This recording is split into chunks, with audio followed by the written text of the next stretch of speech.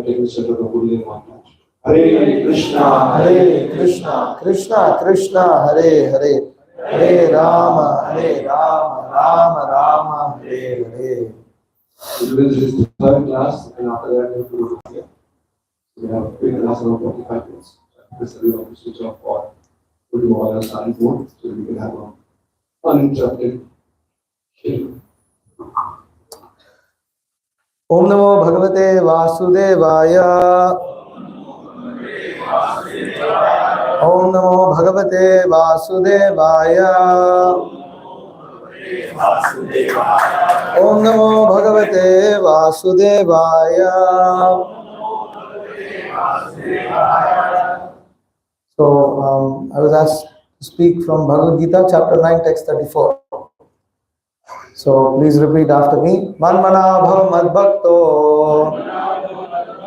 madhyaji mam namaskuru mame vaishyasi yuktva atmanam matparayanaha. Manmana bhav madbhakto madhyaji mam namaskuru mame vaishyasi yuktva atmanam matparayanaha. Okay, word to word translation. Matmanaha, always thinking of me. Bhava, become. Mat, my. Bhaktaha, devotee. Mat, my. Yaji, worshipper. Mam, unto me. Namaskuru, offer obeisances. Mam, unto me. Eva, completely. Eshyasi, you will come. Yuktva, being absorbed. Evam, thus. Atmanam, your soul. Matparayanaha, devoted to me. Translation purport by His Divine Grace C. Bhaktivedanta Swami Jagat Guru Srila Prabhupada. Engage your mind always in me, become my devotee, offer obeisances to me and worship me, being completely absorbed in me. Surely you will come to me. Purport. In this verse, it is clearly indicated that Krishna consciousness is the only means of being delivered from the clutches of this contaminated material world. Sometimes unscrupulous commentators distort the meaning of what is clearly said here, that all devotional service should be offered to the Supreme Personality of Godhead Krishna. Unfortunately, unscrupulous commentators divert the mind of the reader to that which is not at all feasible. Such commentators do not know that there is no difference between Krishna's mind and Krishna. Krishna is not an ordinary human being. He is the absolute truth. His body, his mind, and he himself are one and absolute. It is stated in the Kurva Purana, as it is quoted by Srila Bhaktisiddhanta Saraswati Goswami in his Anubhashya comments on Chaitanya Charitamrita, chapter 5, Adi Leela, texts 41 to 48. Deha dehi vibhedoyam neshware vidyate kvachit.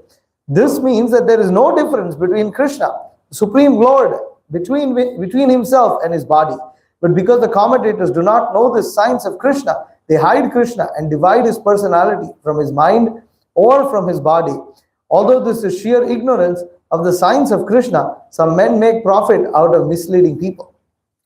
There are some who are demonic, but also think of Krishna, but enviously, just like King Kamsa, Krishna's uncle. He was also thinking of Krishna always, but he thought of Krishna as his enemy, and he was always in anxiety, wondering when Krishna would come to kill him. That kind of thinking will not help us. One should be thinking of Krishna in devotional love. That is bhakti. One should cultivate the knowledge of the Supreme Personality of Godhead.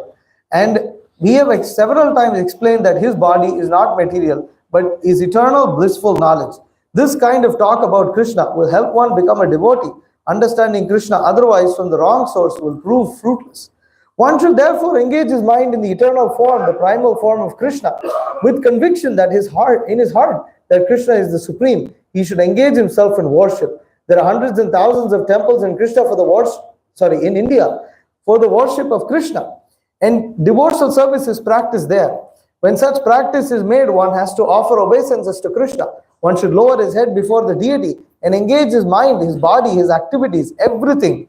That will make one fully absorbed in Krishna without deviation. This will help one transfer to the Krishna Loka. One should not be deviated by unscrupulous commentators. One must engage in the 9 different processes of devotional service, beginning with hearing and chanting about Krishna. Pure devotional service is the highest achievement of human society.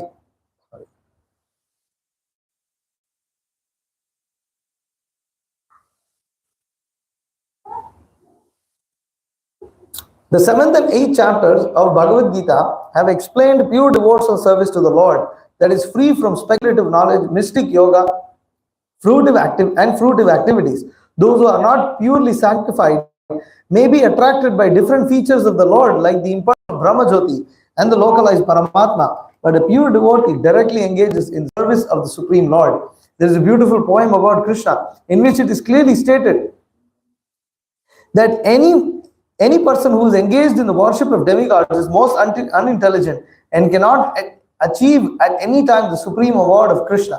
The devotee in the beginning may sometimes fall from the standard, but he should still be considered superior to all other philosophers and yogis. One who always engages in Krishna consciousness should be understood to be a perfectly saintly person. His accidental non-devotional activities will diminish, and he will soon be situated without any doubt in complete perfection. The pure devotee actually has no chance to fall down because the Supreme Godhead personally takes care of his pure devotees. Therefore, the intelligent person should take directly to the process of Krishna consciousness and happily live in this material world. He will eventually receive the supreme award of Krishna.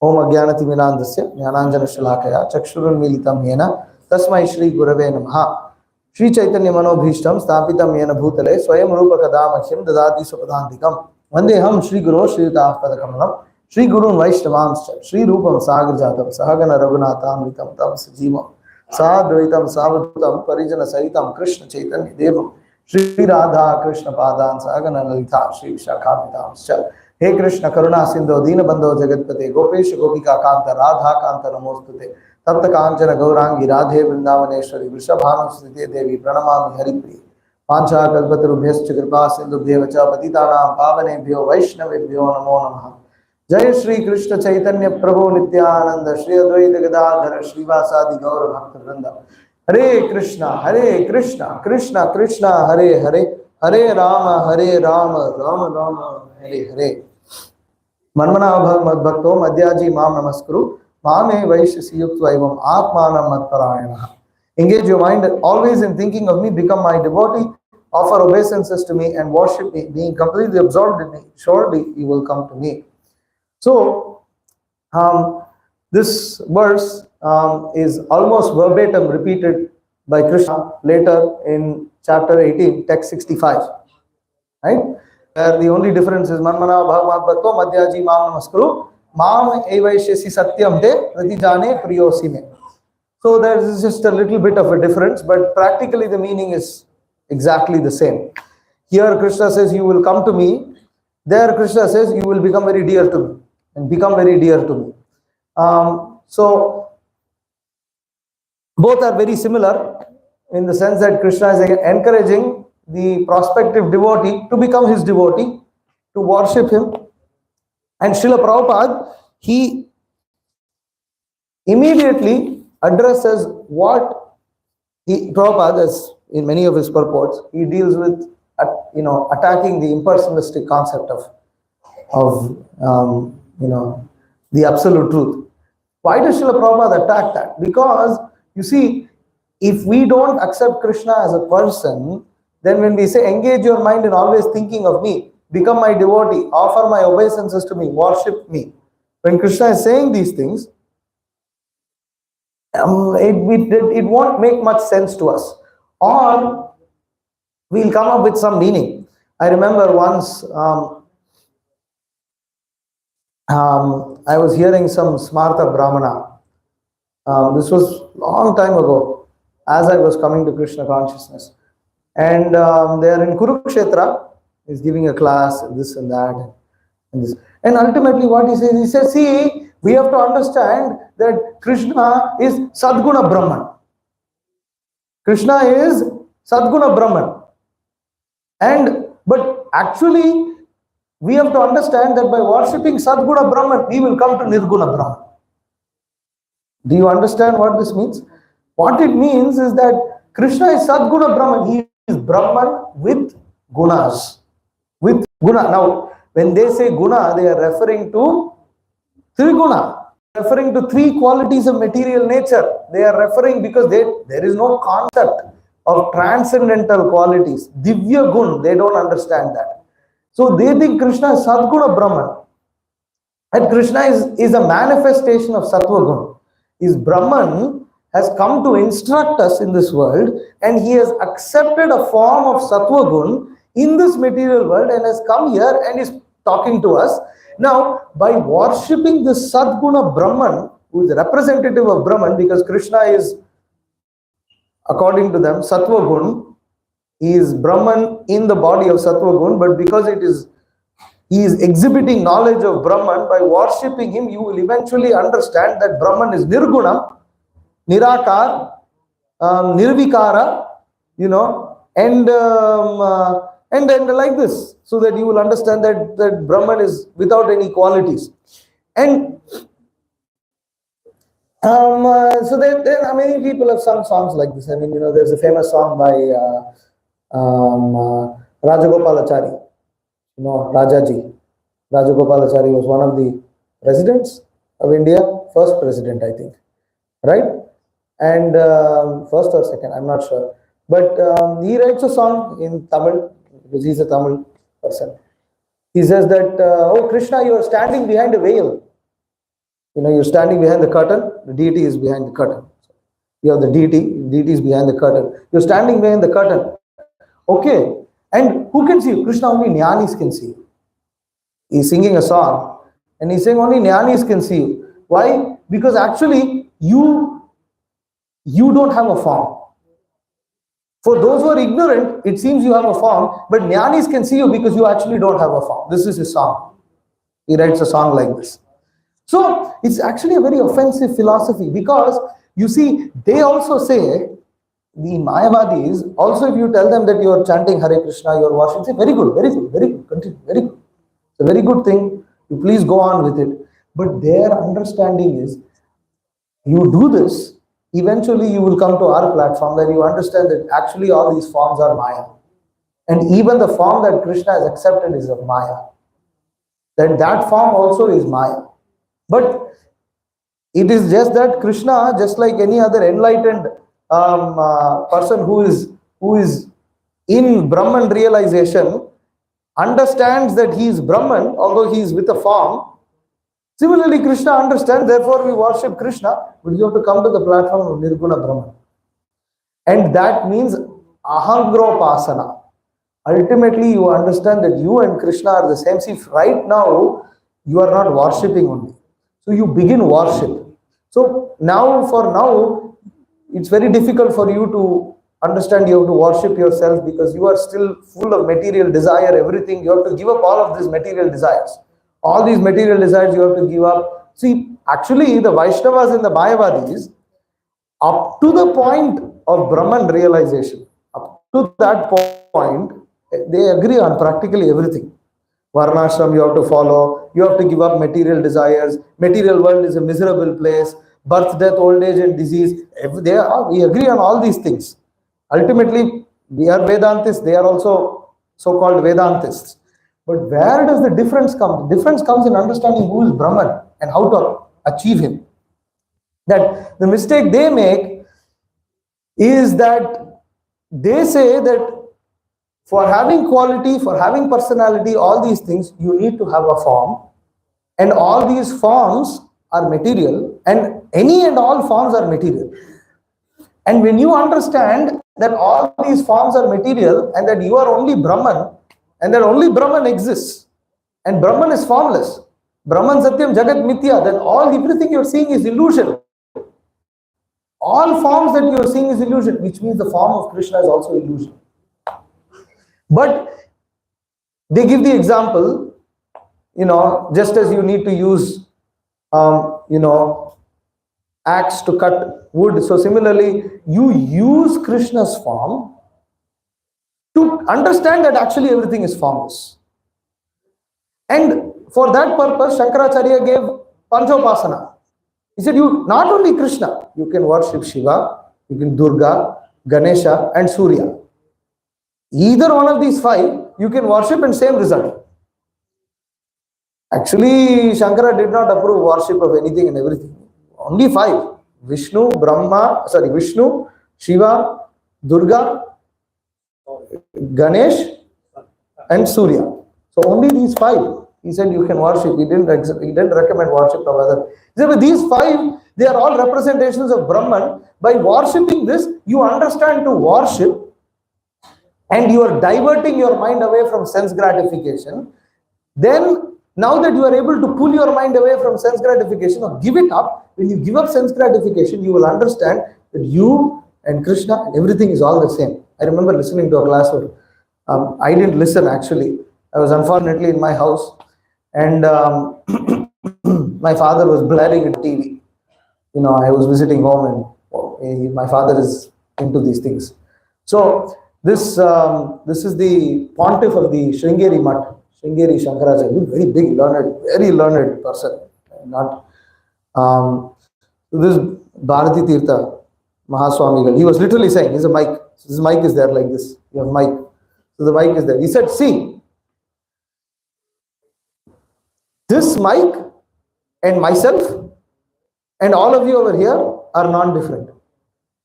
There is no difference between this mic and everything else. Because actually only Brahman exists. But you are thinking this is not Brahman and we are Brahman and this is not, all this is Maya. Because only Brahman exists." Such a complicated philosophy. It's a very weird philosophy. So what happens in this Ahangaropasana, they worship Krishna thinking that actually you are me, but now I'm worshipping. And by worshipping like this, I will become liberated. My uncle, after I became full-time, I come from a family of Mayavadis, unfortunately. So my uncle, you can see I'm quoting all family members one after another. So it's like my uncle, this was my grandfather. My uncle's another thing. So my grandfather, he came and told me in the temple, he said, "See, listen, you're worshipping this Krishna, it's a deity. But actually anything you worship will give you a result. You worship this pillar, it will give you the same result. In fact, if you worship a pig, that pig also will reciprocate with you." He literally said that. I was shocked. This is my own grandfather. It's a real story.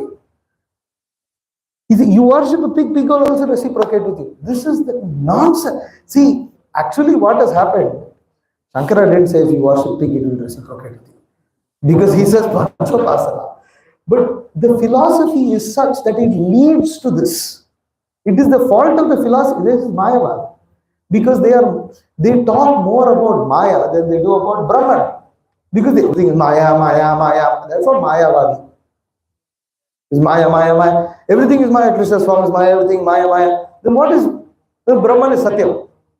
But what is Brahman? You cannot describe. So they have so many things to talk about Maya. When it comes to Brahman, you cannot describe. So they will argue with words and words. They will give so many things. Ultimately, if you corner them, say, actually, Brahman cannot be described by words. Fir kyun itna baat kiya? Why did you open your mouth? Why did you open your mouth if you cannot describe Brahman in words? Why do you first open your mouth? You don't open your mouth. So ultimately, they will say, actually, you cannot describe Brahman in words because words, material, these words cannot grasp Brahman. Actually, this is the subject of the prayers of the Vedas personified. The 89th chapter of Krishna book, 87th chapter of Krishna book, which many devotees dread. And go to that chapter. Oh my God, what is this chapter? It's like in Krishna book, everything is sweet. You come to this 87th chapter, it's like page and page after heavy philosophy. But because the question is, how can words, and I don't want to get into that, but the point is, it can happen by Krishna's mercy. Just like deity, Krishna is absolute, he is supreme person. Deity is made of marble, but Krishna can do anything. Actually, once Prabhupada was asked, and then there was a whole debate between two disciples, and they were arguing, is matter conscious or not? This is we are It's quite surprising question. What's the answer? Huh? No. Prabhupada said matter is conscious. You know? No. Prabhupada said matter is conscious. He said the thing is, it is almost unconscious. He says very, very little consciousness. And Prabhupada explains that by explaining how matter in this material world is organized and functions under Krishna's guidance. That you see the seasons are changing, all these things are happening, and ultimately the entire thing is described as the universal body of Krishna. So there is some consciousness because it is energy of Krishna, but it is dull matter, dull energy. We are more energetic, we have more consciousness, we have more freedom. That hardly has anything. And Prabhupada explains that you see, ultimately, it's all energies of Krishna. And Krishna being supreme absolute truth, he can change one energy to another. He can make matter into spirit, he can turn spirit into matter. Why? Because he's God. He can do anything. God means he can do anything. So he can change matter into spirit, spirit into matter. So the deity form, Krishna accepts that form out of love for his devotee. The devotee requests Krishna to appear before in a form that all the everybody can see, and Krishna appears in a form that we can see. It looks like it is matter. It is a form that is perceivable to our mundane senses, but actually it is Krishna himself. The Mayavadis cannot understand this because they don't accept the transcendental qualities of the Supreme Lord. Therefore, when they read this verse, their minds are always absorbed. See, when they're thinking always of this Krishna's form is Maya. And you keep thinking like this, what devotion will you achieve? What devotion will you achieve? Become a devotee. Yeah, Krishna is my devotee. I'll become Krishna's devotee. Only to understand that me and Krishna are non-different. Offensive. So this kind of, mentality, offer my obeisance. I'm offering obeisance, but actually I'm offering obeisances to myself. And worship me. Actually, I'm doing ahambrapasana. I'm worshipping myself. I'm worshipping this Krishna. He is a tool. He is like a mirror for me to. It's a very, very offensive attitude, actually. They don't accept Krishna. And this is a real philosophy. And therefore, Prabhupada is going. He says these unscrupulous commentators, they attack us. And Prabhupada is mainly establishing the point that first, we have to understand that Krishna is absolute. He is not an ordinary human being. He is absolute truth. And that there is no difference between him, his mind, and his words, his holy name. There is no difference. There is absolutely no difference. Yeah? So, so in this way, they hide. As Prabhupada is saying, because the commentators do not know the signs of Krishna, they hide Krishna and divide his personality from his mind and his body. Although this is sheer ignorance of the signs of Krishna, some men make profit out of misleading people. So Prabhupada is making the point that this kind of unfavorable thinking of Krishna will not help. It will not help. And bhakti means favorable. Favorable means one learns from a bona fide spiritual master how to become devotee of Krishna, and in that way one engages his mind in worshipping Krishna's form. Now and then, of course, Prabhupada says one should lower his head before the deity. So we have to have altar, we have to have this puja, we have to do all this because that's how we do this. We follow this. See, if we don't have an altar, we don't have all these things. How will we offer obeisances? Where will we offer obeisances? To whom will we offer obeisances? So to put Bhagavad Gita's instruction into practice, we have deity worship. Deity worship is required because how will you do this? Manmanabha, Madbhakto, Madhyaji, Mam Namaskar. Who will you offer obeisances to? If Krishna is not there in the form of in his form, manifested in a form in front of us, then we won't offer obeisances. Who will you glorify? When you chant Hare Krishna, if we are chanting in front of the deity, we chant for the deity's pleasure. We sing for the deity's pleasure. We are not singing for our own pleasure. We sing for the pleasure of the deity. We offer obeisances, we cook for him, we perform devotional service, And in this way, we are able to meditate. We are able to meditate on Krishna's beautiful form. Actually, when our meditation is actually quite weak, because many times we will have darshan of the deity, and then say just an hour later, if somebody comes and asks us what color dress was the deity wearing, you might actually be wondering, what color? I don't remember. Because actually our meditation is very poor. We should observe the form of Krishna very carefully, not for our sense gratification, but for his pleasure. That Krishna is so beautiful, you should glorify Krishna. Krishna is looking so beautiful. Today's dress is so beautiful. He is looking so very nice. This will help us advance. Because Krishna is ultimate enjoyer. Right? When we are conditioned, we like to think, am I dressing very nice? Everybody looks at me. Am I looking very good? And then, I comb my hair and all that. But Krishna, you see, when he appears in front of devotees at Darshanarti, he's flaunting his beauty. He is the only one who can flaunt. He can flaunt and there is no conditioning with that flaunting. In fact, that flaunting becomes his glory, becomes worshipable, his flaunting. And so devotees, they understanding Krishna's mood, they also go, yes, he's looking so beautiful. Just see how wonderful. I can't, just look at this. He has this hanging from his hip. He has this hanging from his arms. His flute is decorated like this. He has his turban is decorated like this. He's got this flower, that flower. This is very, very nice meditation upon Krishna. Now, again, it has to be accompanied with practice of devotional service and following other instructions of Bhagavad Gita. Not that one just goes and glorifies and then it becomes sahajiya, cheap. Not like that. But still, this is required. This is required. Otherwise, how will we engage in these aspects of devotional service? So finally, Srila Baladev Vidyabhushan, he comments, he says that for this verse, he says that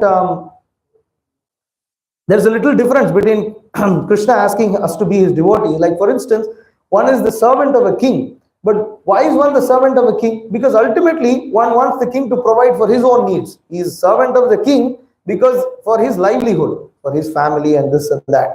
But therefore, in that sense, his thoughts are not fixed on the king. His thoughts are fixed on his family. He serves the king to serve his family. But Krishna doesn't want that kind of service.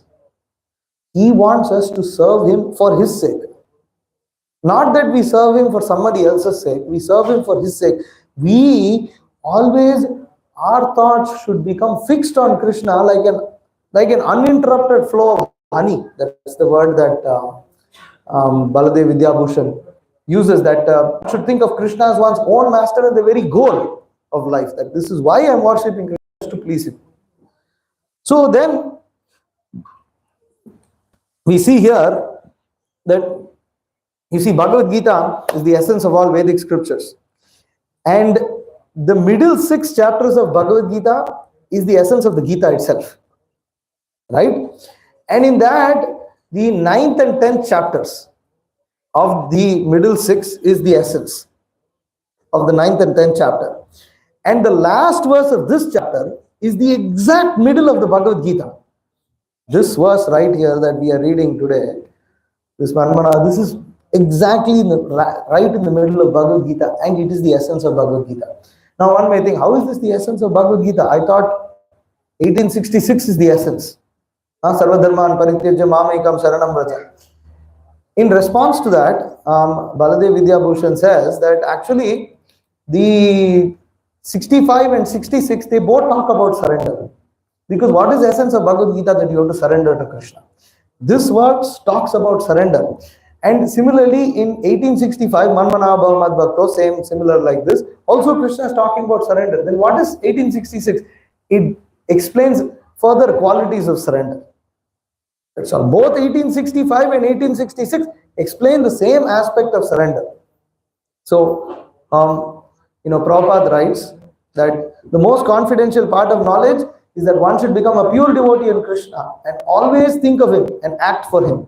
Concentration of the mind on Krishna constitutes the most confidential part of knowledge, and this is disclosed to Arjuna because Arjuna is the most dear friend of Krishna. See, before Krishna speaks 1865, he says, Sarva Guhyatamam Bruyat Shunu me Paramam Vachaha Ishtosi me Dridamiti Tato Vakshyami Te Hitam. Right? So he says, Sarva Guhyatamam Bruyat. I'm telling you the most secret of everything. Absolutely the most secret. Shunu me Paramam Vachaha. And immediately he says, Manmana Bharmat Bhakto. But he already said that. Which means that middle verse is the middle of the Bhagavad Gita, is the essence of Bhagavad Gita, and it's connected to this last verse, not last, but to the end of Bhagavad Gita, where Krishna speaks the same thing, which is surrender. And then Prabhupada writes that in his purport to Bhagavatam 5:26-37, Prabhupada, it's the complete purpose of this material world will be fulfilled when we resume our spiritual identities and go back home, back to Godhead. This very simple method for doing this is prescribed by the personality of Godhead. Sarvadharma parityajya mamekam sharanam raja. One should be neither pious nor impious. One should be a devotee and surrender to the lotus feet of Krishna. This surrendering process is very easy. Even a child can perform it. Manmana bhava madbhakto madhyaji mam namaskuru. One must always think of Krishna by chanting Hare Krishna, Krishna Krishna, Hare Hare, Hare Rama, Rama Rama, Hare Hare. One should become Krishna's devotee, worship him and offer obeisances to him. Thus one should engage all of the activities of his life in service of Lord Krishna. And then again, Prabhupada in a lecture on Bhagavatam 1:15-51, I'll end with this. And the very simple thing is ya idam paramam guhyam madbhakteshva vidhasyati. This very confidential service, preaching of Bhagavad Gita. What is that? Bhagavad Gita preaching. The essence is sarva dharman parityajya mamekam sharanam vraja. Simply go and preach. This very thing, Krishna says, Manmana bhava madbhakto madhyaji mam namaskuru. This is Krishna's desire. Preach to the world. Just become Krishna conscious. Manmana, just become Krishna's devotee. Manmana bhava madbhakto madhyaji. Just worship Krishna. Namaskuru. Offer obeisances. Just offer your obeisances to Krishna. 4 words. Then you become a preacher. It is not very difficult to become a preacher and to become spiritual master. How? Very simple thing. Go and speak what Krishna says. That's all. So Prabhupada said this from a lecture in Los Angeles, December 28, 1973. So, we also should understand this is Krishna's desire. We should preach it. Prabhupada is saying this is the essence. This is what it is. You have to go and preach. This is Krishna's desire. Preach to the world. Just become Krishna's desire. So Krishna conscious. Just worship Krishna. Or just offer your obeisances to Krishna. 4 words. Then you become preacher. So, very nicely Srila Prabhupada said, and the best way to preach, Prabhupada said, preaching means book distribution. So, as far as possible, I know this is a little difficult in this country, but in whatever way you can, try to distribute Prabhupada's books. And you can, of course, support the book distribution of Srila Prabhupada's books, which you all have kindly have done in the past for us. So we're very grateful for that. You can still do it more. We'll be grateful for any further support as well. We are always in need of that kind of support and blessings of devotees. And finally, anybody here, we are approaching Gaura Purnima. If you don't have Chaitanya Charitamrita, please get it. Get it now. Get it now. Just get the Chaitanya Charitamrita. This is this is the essence of even the Srimad Bhagavatam. The Chaitanya Charitamrita is such a unique text. And Chaitanya Charitamrita is Krishna Chaitanya himself. I mean, just like Bhagavatam is Krishna himself, Chaitanya Charitamrita is Chaitanya Mahaprabhu himself. It's such a divine text. It was composed on the order of Lord Nityananda Prabhu. And so this is a very, very important book. Prabhupada wanted all respectable gentlemen in this world to have Bhagavatam and Chaitanya Charitamrita in their house. All of you all who have come here are not just respectable personalities, you are worshipable personalities because you have come here to hear about Krishna. Therefore, you all must have Bhagavatam and Chaitanya Charitamrita with you. So please take Chaitanya Charitamrita if you don't have it yet. So I'll stop here. Hare Krishna. Any questions, comments? We have about 7 minutes, 8 minutes. Yeah, something. Hare Krishna. Very grateful to you.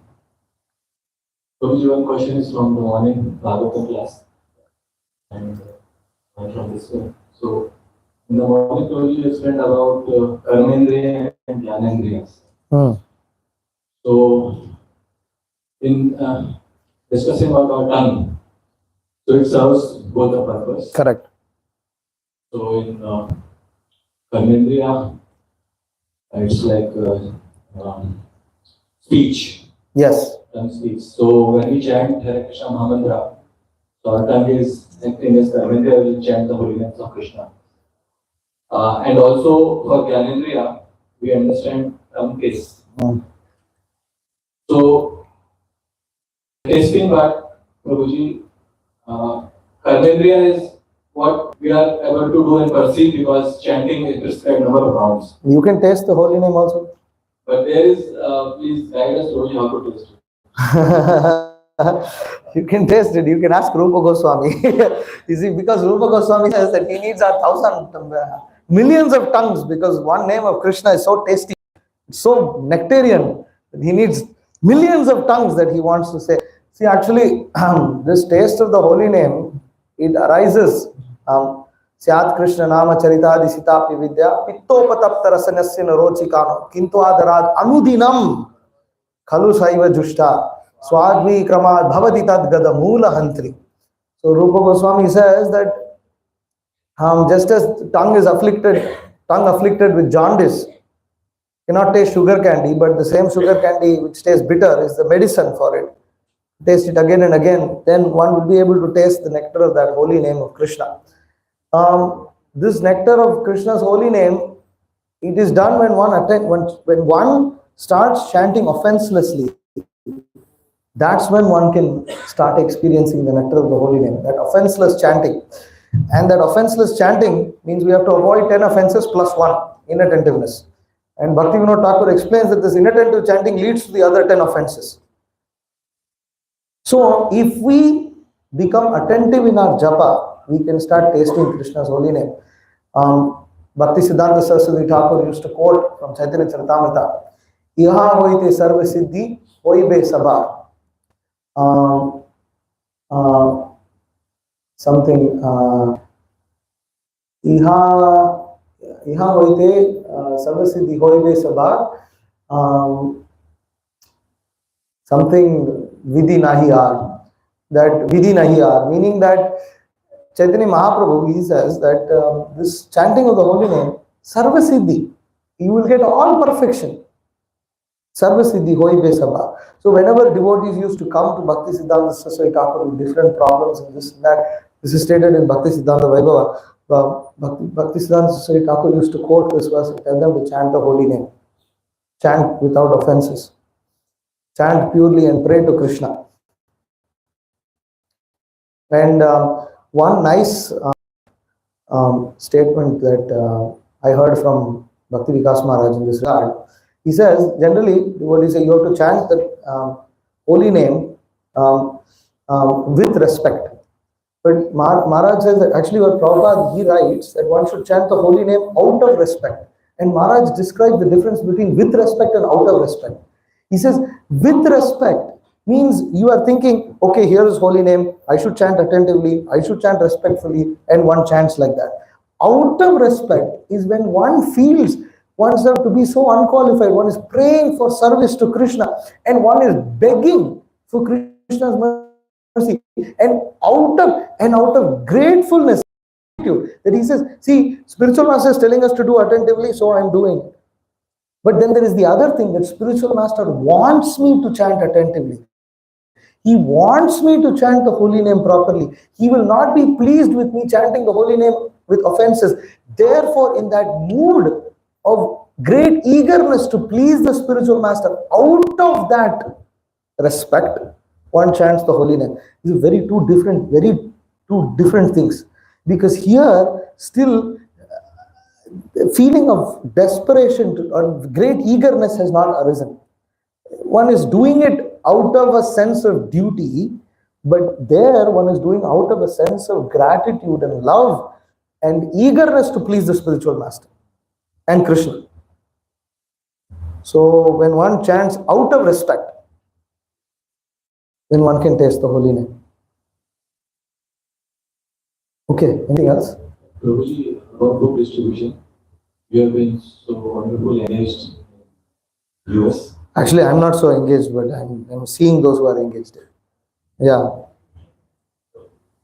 Can you please share your experience? How book distribution helps us in better channeling? Are they connected? Oh, yeah, definitely. Actually, one who chants good rounds, they distribute more books.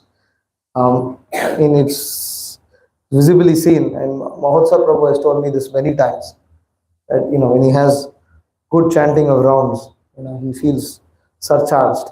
Because the point is, and I've seen this personally with myself also, sometimes there's so many doubts, or like we are trying to figure out, sometimes because in management or something, whatever different types of services, book distribution, right? We don't know how we are going to distribute these books. We don't know how we are going to figure something out at that time. And you say we are chanting our rounds, but if you think, okay, here's the Krishna, here's the holy name, I'm praying to you, I want to serve you, I want to distribute Prabhupada's books, please give me that intelligence, please give me the inspiration to do that. And it actually comes. I've seen personally also many times, I would be sitting and thinking, how am I going to solve this problem, this, that? Then I said, anyways, I have to chant some rounds, I'll chant. And when I'm chanting, I don't want to think about it. And suddenly, you find all the solutions. It just comes to your head, and then you're like, wow. Because when we actually take shelter of Krishna, Krishna never fails to provide for us. And therefore, if we chant good rounds, we know that spiritual master will be pleased, and we are able to pray, because through the medium of the holy name, we are offering our humble prayer to Krishna, because Krishna has appeared in the form of a holy name. So we are able to offer him. So that prayer. And the main thing is that when one chants the holy name attentively, one gets enthusiasm. See, without enthusiasm, you can't do anything. Prabhupada said, one who has, so Bhakti Siddhanta used to say this, that this life, what is this life? Life is the holy name, is the life of devotees. It is the life to serve Krishna, and this holy name is the essence of all dharma in this age of Kali. And therefore, if one neglects the chanting of the holy name, how can you become enthusiastic? Immediately, you're ignored. If your whole purpose of Krishna consciousness is to recognize Krishna and worship him, when Krishna comes in the form of holy name, you ignore him. Then fundamentally, you're killing your Krishna consciousness. Fundamentally has a disease at the root. At the root, there is a disease. So any service, it becomes contaminated with material desires, profit, adoration, this, that. Even book distribution, you get that. You may go on for some burst for some time, or sometimes some book distributors, they distribute books for some time, but then they start facing issues. But those who are consistent, they have good japa. Okay, it's 12:46. Should end? Okay. Hare Krishna. Thank you very much. Srimad Bhagavad Gita ki jai. Srila Prabhupada ki jai.